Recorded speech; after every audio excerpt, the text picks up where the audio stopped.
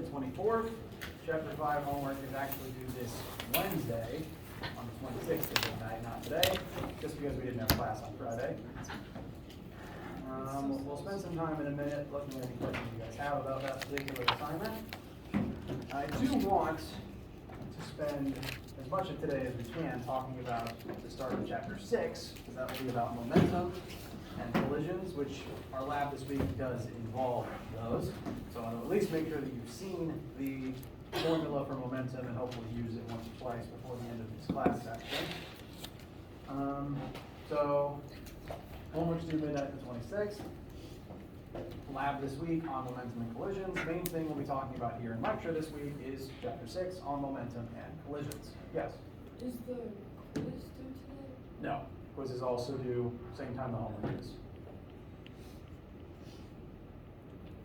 So,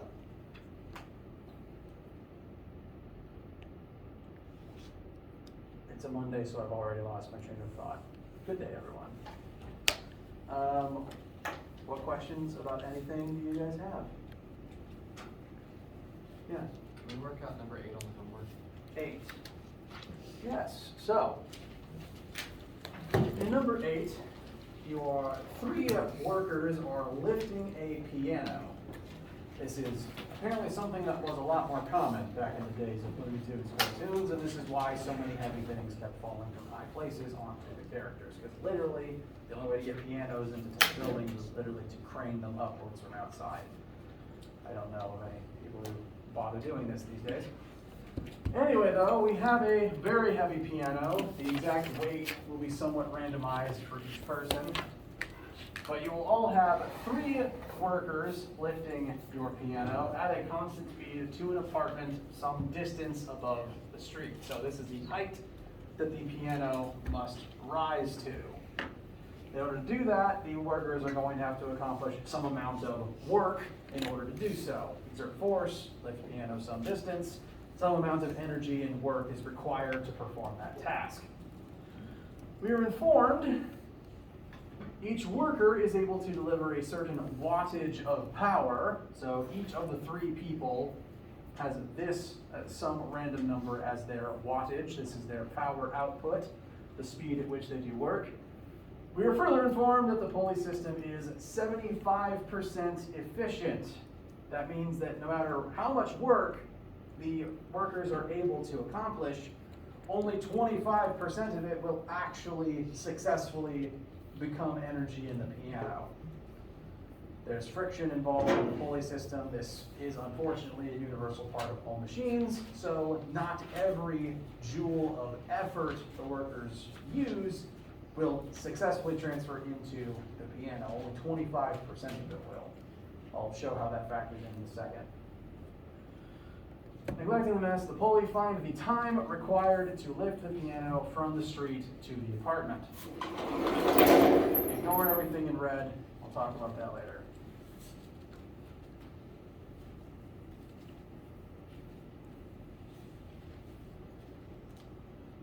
So, we've been given the power output of each of the workers. What is the first formula for power we talked about?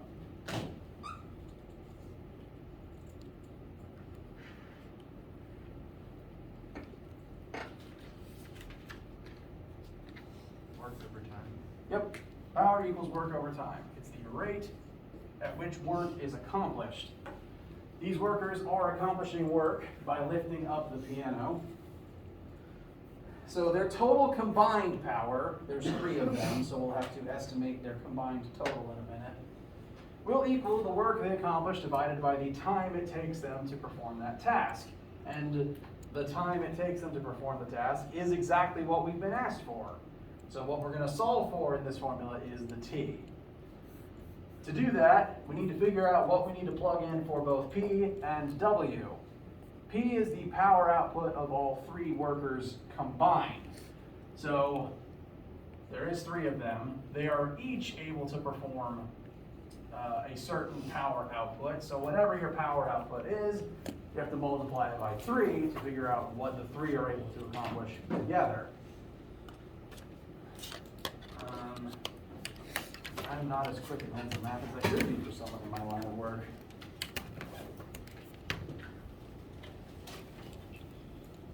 using my sample numbers, tripling the work of one worker gives me 414 watts. That's almost what we would plug in for P. One small additional detail is we're told that the pulley system is only 75% efficient. No matter what their power output is, only 75% of it actually translates into work accomplished on the piano. So we've already taken the base power rating of each person, multiplied it by 3 to figure out what they accomplished together, but we must further multiply it by 0.75 to figure out that percentage of that power that is actually accomplishing work on the piano because of that efficiency limit. To take 75% of something, just multiply it by 0.75. Using my sample numbers, that's 310.5 watts. So that is the actual power output accomplished by these three working together. And so that's what you get plugged in for P.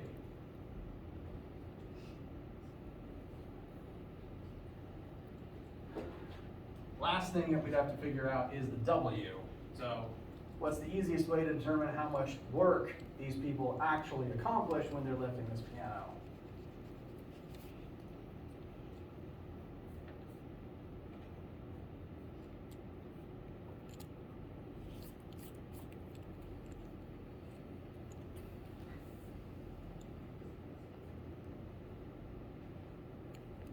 What is the formula for work? Force times distance. Very good.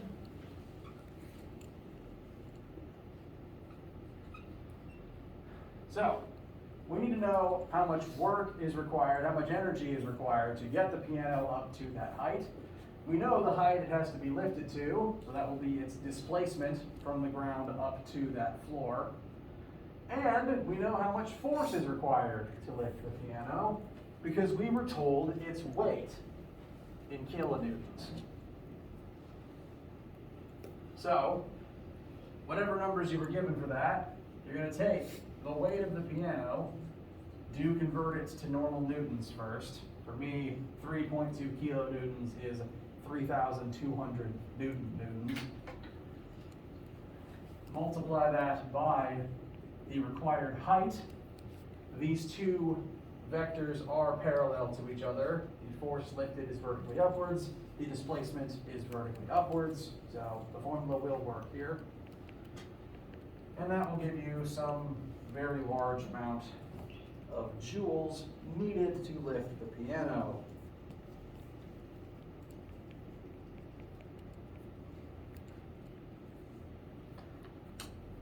Everyone will have a different number here. So,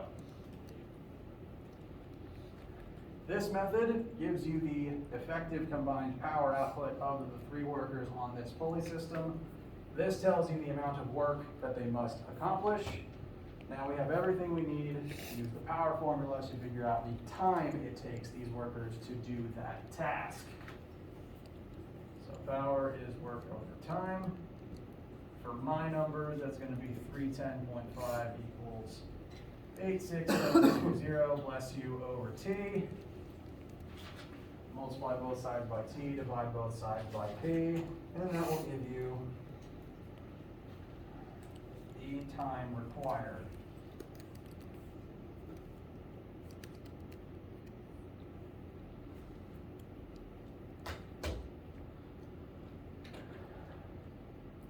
Any questions arriving at this point?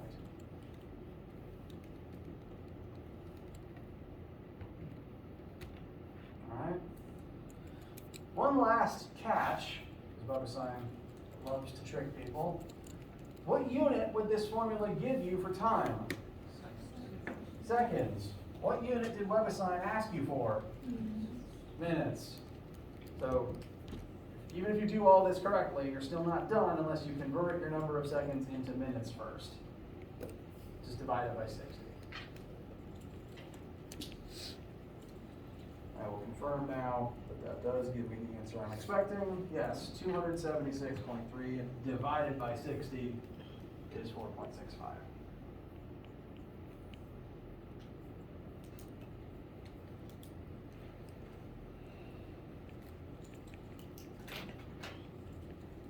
Does that help with this one? How you guys feeling? And what else is on your minds? Is number 3 the one where the guy goes over a hill? 3. Let's find out. Oh, Yeah, the motorcycle. oops, sorry. 3 or 4. I think it's 4, yeah, 4. Okay, yeah, 4 is jumping off of a ramp. 3 is bullet being shot at a tree trunk. I'm at 4. Okay, we'll talk about 4 then. Any issues if I erase number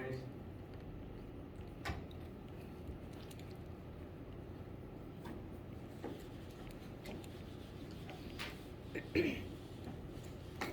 All right, so here we have the text of the question getting rudely interrupted by the break in the page.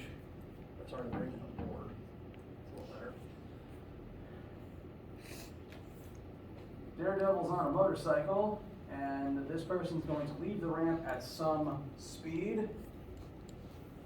So you are given an initial velocity, although that is at an angle.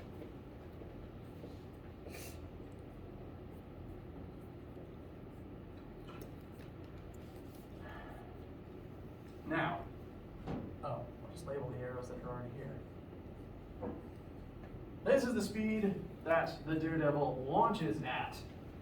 That is not going to be the speed they're at the apex of their arc. You're given a different reduced velocity for that one. Why does that speed drop on the way up? And why is it not 0?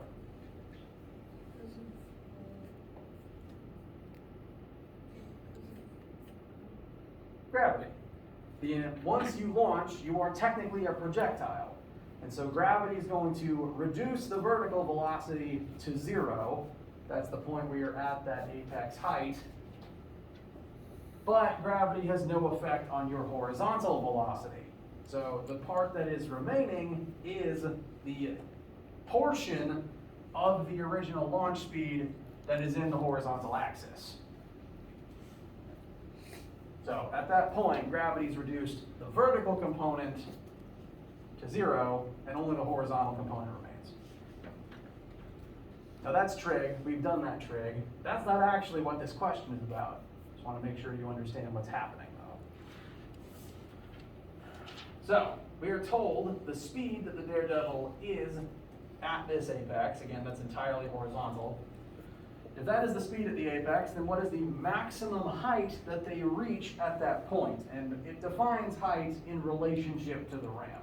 How much higher above the ramp does this person rise as a part of their jump?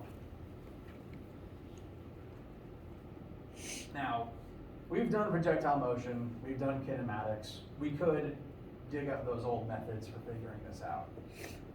But I'm going to show you the energy way, since that's what this chapter is meant to be about. If we consider the top of the ramp to be a height of 0, the fun thing about GPE and height is you can kind of just decide which point is 0, and then you can set everything above that as a positive number above it. So for simplicity's sake, we're going to set the height that the ramp ends as 0, so that we're only clocking how much higher we rise above that spot, because that's what WebAssign's looking for. At this point, at the moment of launch, what form of energy does this person have? Kinetic. Kinetic. You have velocity, but you haven't risen yet. So the only mechanical energy present initially, before we reach our final point,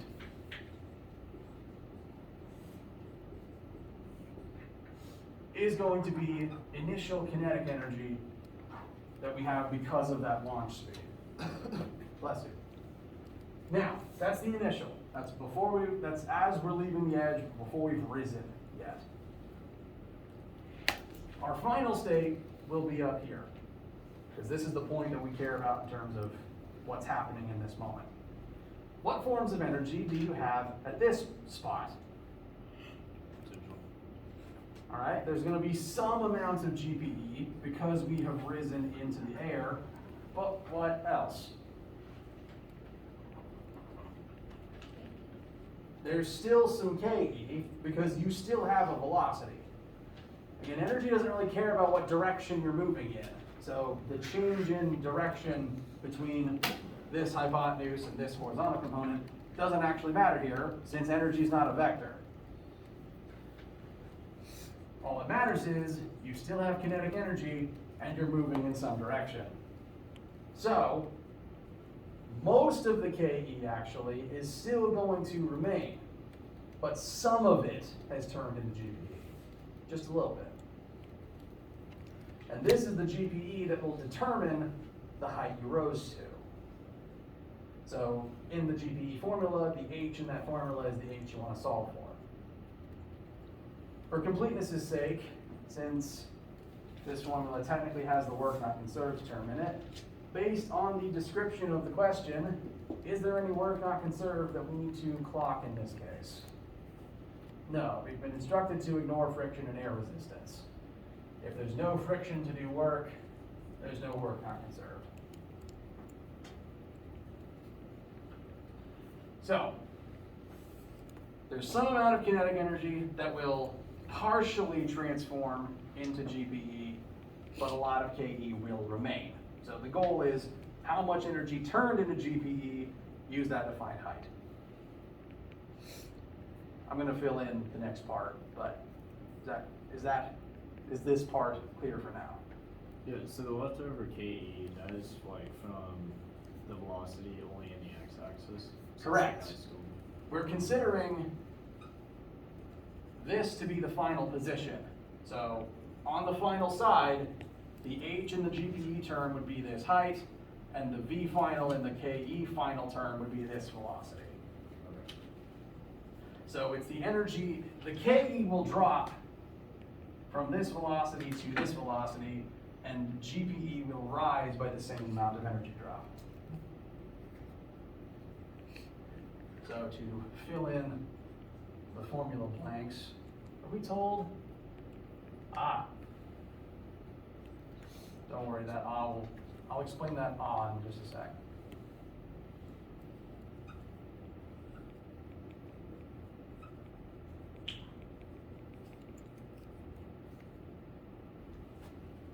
So I've just plugged in the formulas for KE and GPE.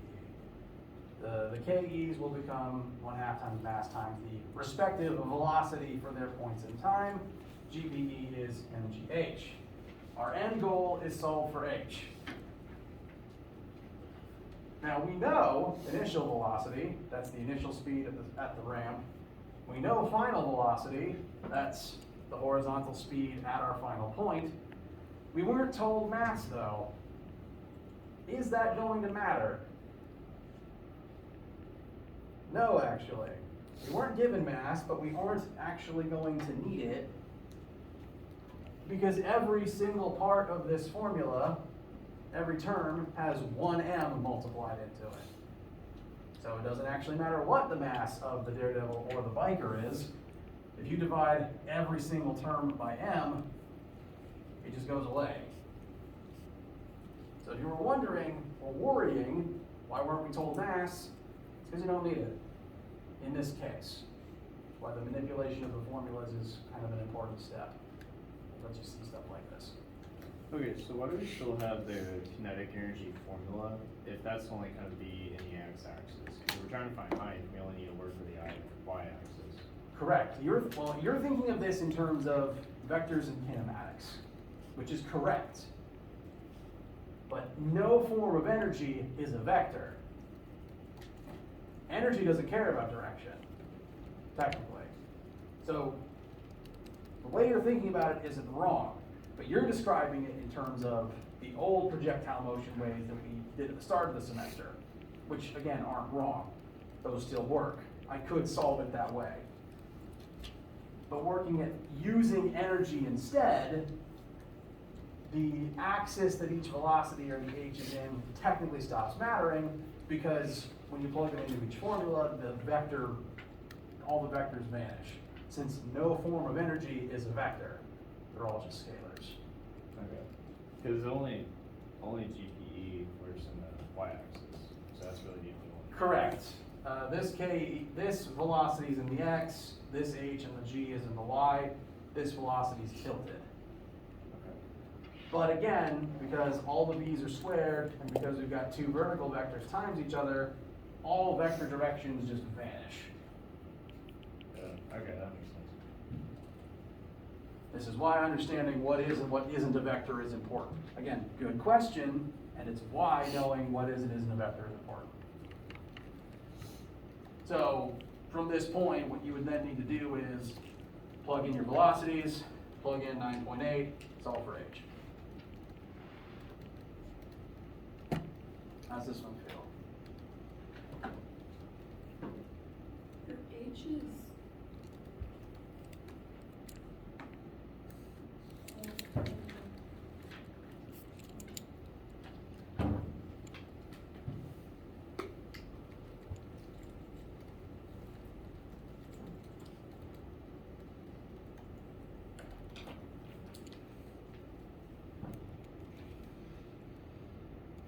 There's our initial like 1.5 and times b squared. Is that like the first speed? Yes.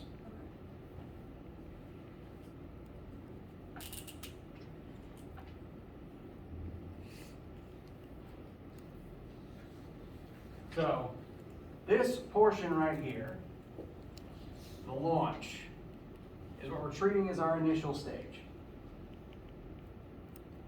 The final stage that we're comparing it to is what's going on at the apex in comparison to the launch. And what happens between these 2 points in time is some of the KE is going to transform into GPE. And that's one explanation for why the Daredevil rises into the air. So, initial types of energy that exist, just right here, if we decide that the ramp is at a height of 0, we've got KE, and that total amount of KE is going to partially transform into some amount of GPE and will remain some amount of KE also. Because even though you've risen and some of the energy changed, you still have KE that you're using to move forwards.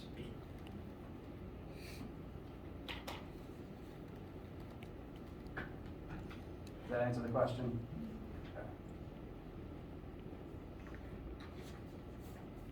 Any issues, thoughts, or concerns with this one, or possibly another one?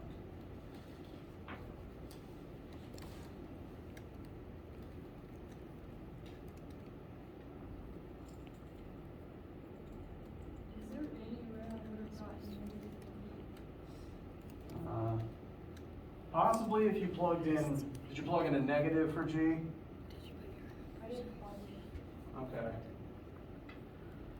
You may have gotten a negative if you put the bigger velocity here by accident.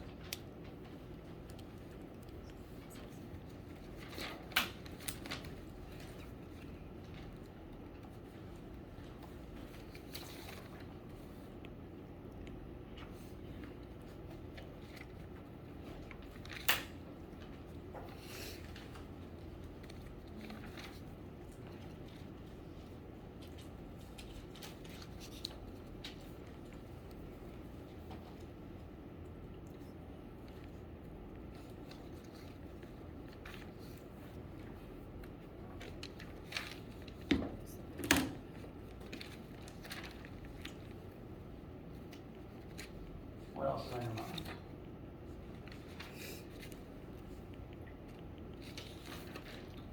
Question 7. Set.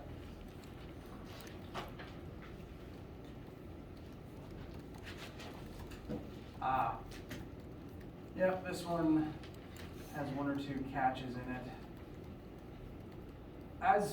And additionally, as usual, you can largely ignore A because it can't actually grade what you type. It's just a free point as long as you put like it's literally just one letter in there and press send to get a point. It can't grade it. The question is just kind of a leading response to guide what you do next.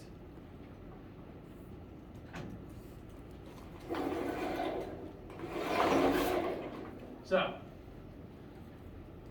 this is a spring-loaded rifle, very much like the spring-loaded marble cannons we use at the beginning, the beginning of the semester, so same basic object, same principles. The launching mechanism of this particular toy is a spring of unknown spring constant, as shown in the figure below. The spring is compressed by some amount, and the marble is fired vertically upwards. The marble launches, of the marble itself, you're given the mass of the projectile in grams, and it launches the projectile to a certain final height.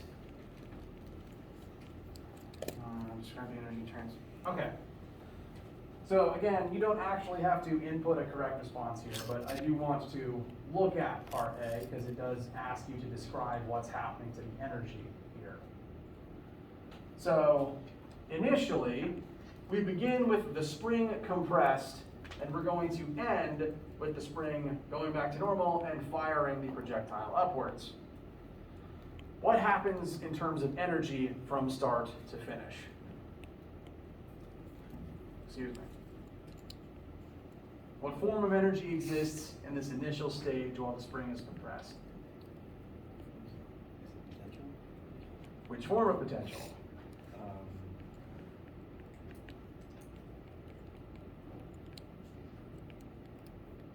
Spring? Yeah, that's close enough. Spring potential energy, elastic potential energy. So spring is compressed, the spring has energy stored in it, and in a second, it's going to put all that energy into the marble, and the marble will rocket upwards. So in the first step, we have EPE. In the second step, EPE is going to turn into KE as the spring goes back to normal and puts all its energy into the marble. So the marble then has KE, and that's why it fires upwards.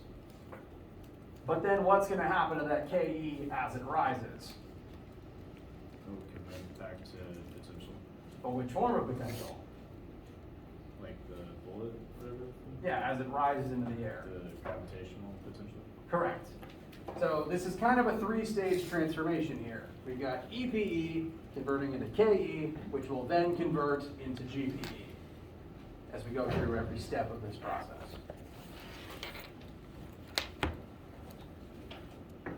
Now after that, we've been asked to figure out what the spring constant of this particular spring is. Bless you. So to do that, if I work on the board.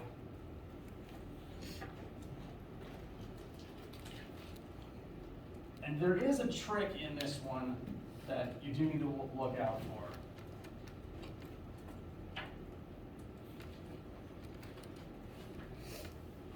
Oh, variables.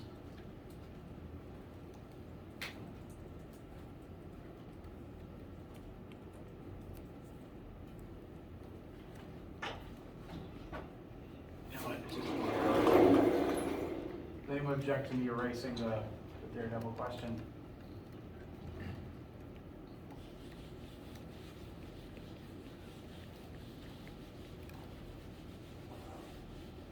All right.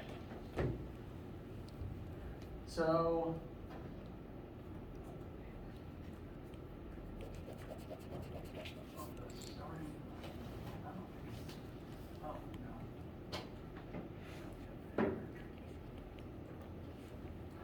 we're going to set this as our height of 0. That is the lowest point the marble is at, is when the spring is compressed and it is descended slightly. At this point, mass of the marble is 16 grams. I'm going to go ahead and convert that to kilograms. Spring is compressed. Call that delta X. Spring, 0.1 meters. Your number there will vary as will mass.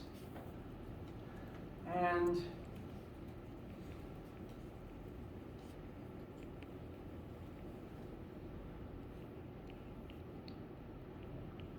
the ending height of the projectile is going to be, with my numbers, 24 meters above, and this is where the trick is, this spot, x equals 0. The trick here is that technically the marble rises as the spring goes back to normal. So we end at 24 meters above this equilibrium position, the point where the marble now has energy and it's going to begin rising, but it technically already had to rise a tiny bit to get to that spot. So from the absolute lowest point the marble is at, it's technically going to rise to a height of, for me, 24 meters, plus the compression of the spring.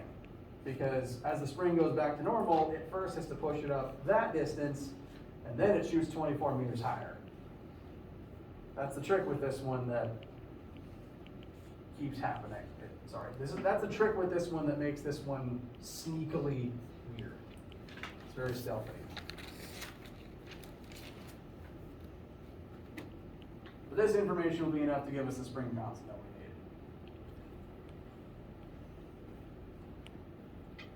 need. Neglecting all resistive forces, so again, there's no work conserved here.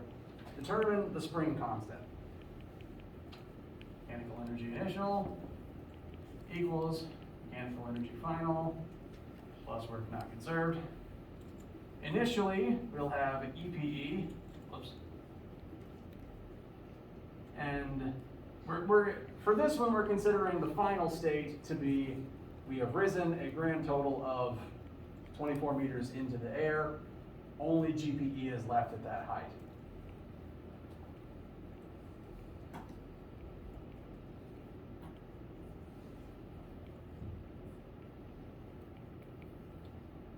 And there's no work not conserved.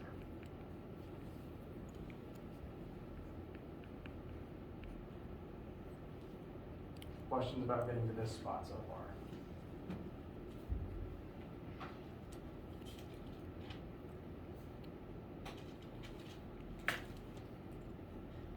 Okay. EPE, we've got 1/2 times the currently unknown spring constant times that delta x squared equals mass of the marble times g times the height that it rises to. At this point, you know delta x, you know m, you know g, you know h.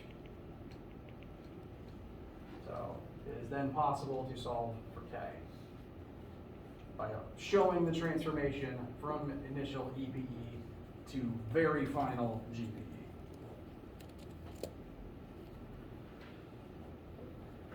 Now you need, technically you don't. That's not even there. Do B first. Figure out a correct answer to part B. You should get a fairly large spring constant. Part C is asking what is the speed of the projectile as it moves through the equilibrium position of the spring. That is to say, once the spring is at its normal height and the marble has all of the KE it's ever going to have, what is its velocity at that point? So it's switching the final position on you for this one.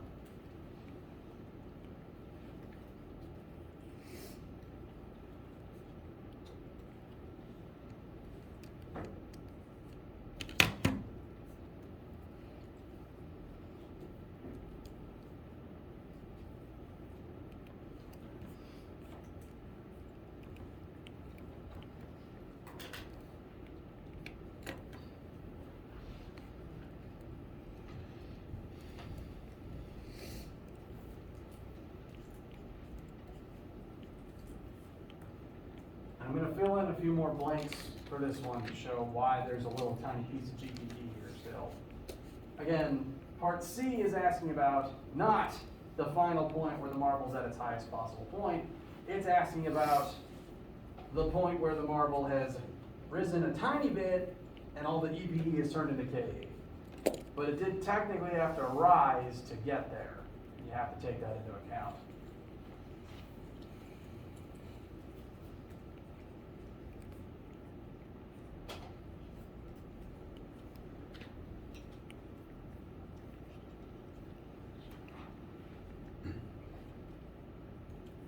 And the distance it rose is just that 0.1 meters for delta X.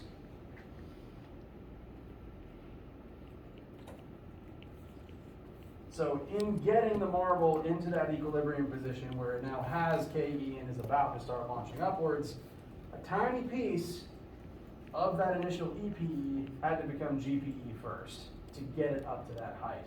And then, now that it has all the KE, it will rise up later. What does ME stand for? Huh? The sum of ME initial? Mechanical energy. It's just the energy total, but we've only talked about mechanical forms of energy so far. So I'm just being specific.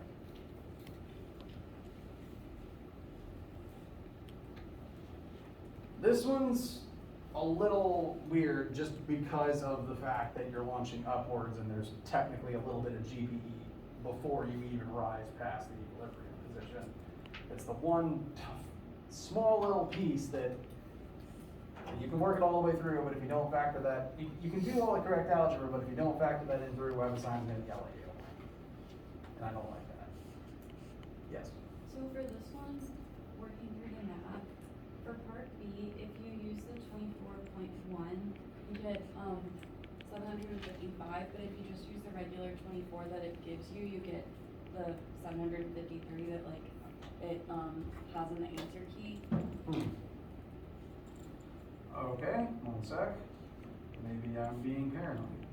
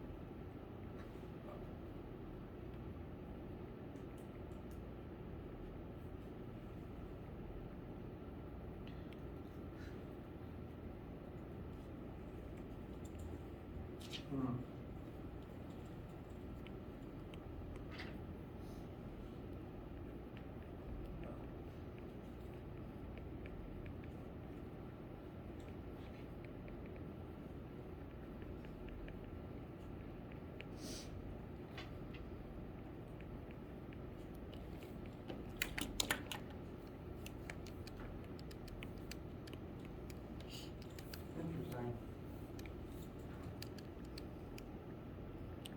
Maybe I was just being paranoid. I feel as though it's done something like this in the past. Okay, well, let me double check part C then. We may be able to take that extra weird part out then. Let me make sure that part C works after having done that. Bless you.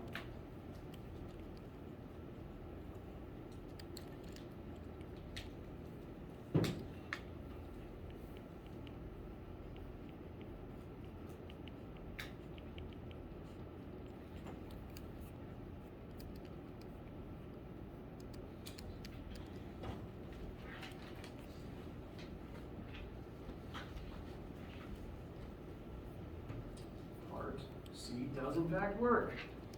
All right then.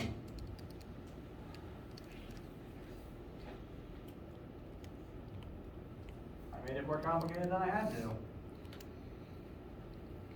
I apologize.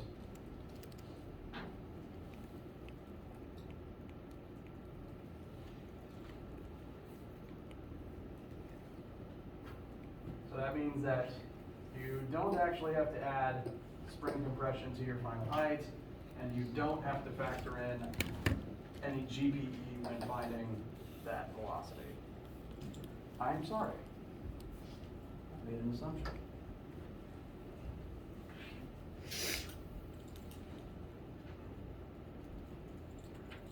Yes. So why is the web assign like not adding that in? Cause like, to me, it makes sense that you would add that in. Yes, it could be that it's because EPE. So springs are very strange from a physics perspective. Springs are kind of weird. They're oscillated. Sorry, the way that they compress can be affected by the masses that are added to them. And in this case, the mass of the marble would be on top of the spring as it's moving both up and down. My best guess is either whoever wrote this question didn't factor it in, and maybe whoever wrote a different question that I've seen on WebAssign before did factor it in, or it could be a quirk of the spring. I'm not 100% certain. The springs, we'll talk more about that at the end of the semester when we talk about oscillation, but springs are kind of weird. When you add masses to them, sometimes it treats them like they aren't there.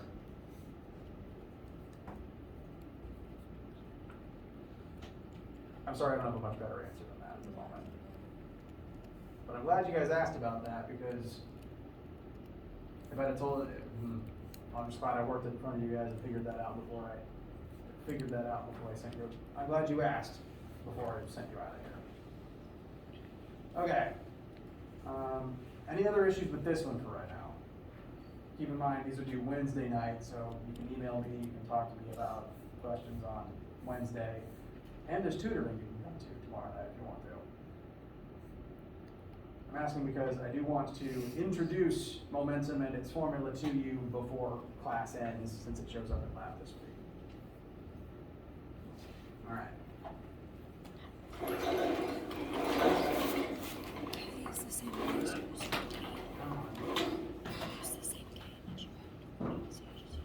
All right. Very briefly. Chapter 6 will be about momentum and collisions. What we're going to do right now is define momentum and make sure the formula for it and a few facts about it are in your notes before lab this week. Now, as I define momentum, its definition will probably sound suspiciously familiar to one or two other things that we've been talking about this semester. The formula for momentum is rho equals mass times velocity. The symbol for momentum is a lowercase Greek rho, which is functionally a lowercase p. They're technically not identical, but they're close enough. If the difference matters, lowercase rho is round, lowercase p has a little hat on the top there, the stem, and uppercase p is just flat on the side. It's not technically a circle, it's a letter D with a tail. So lowercase rho is a circle with a tail, technically speaking. That is largely just an academic difference. I'm just informing you that I'm going to call it rho because it's technically a rho, R-H-O.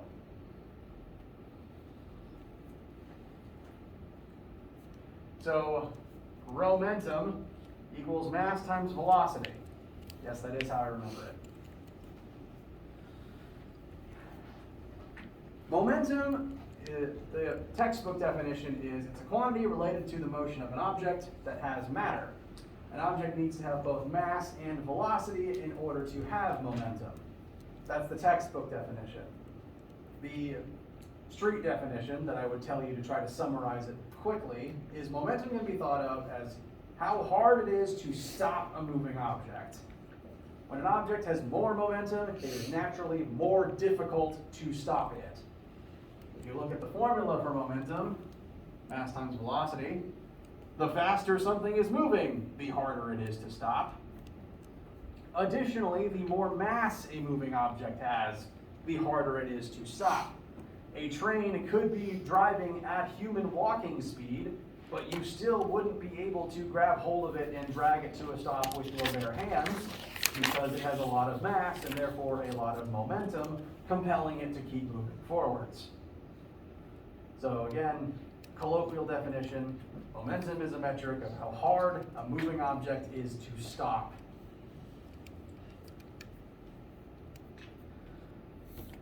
Momentum is very similar to kinetic energy.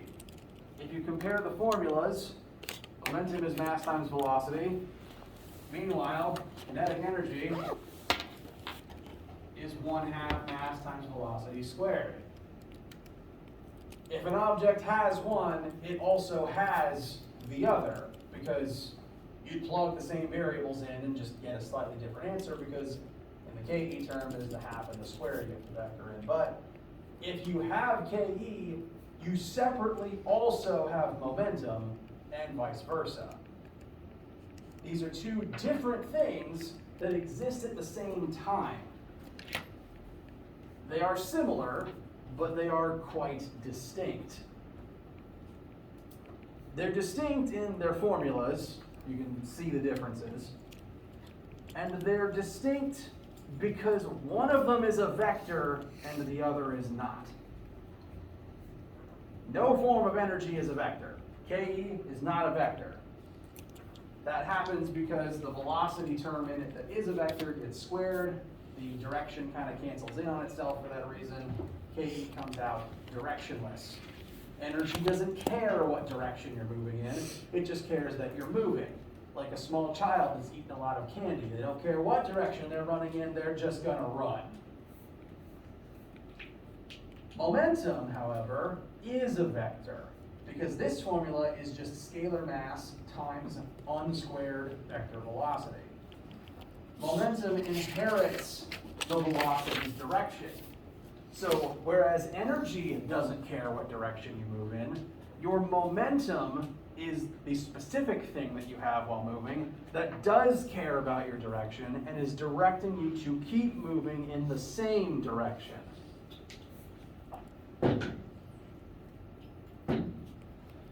Momentum is not only how hard are you to stop, momentum is what is your tendency, it's part of your tendency to keep moving at the same speed in the same direction.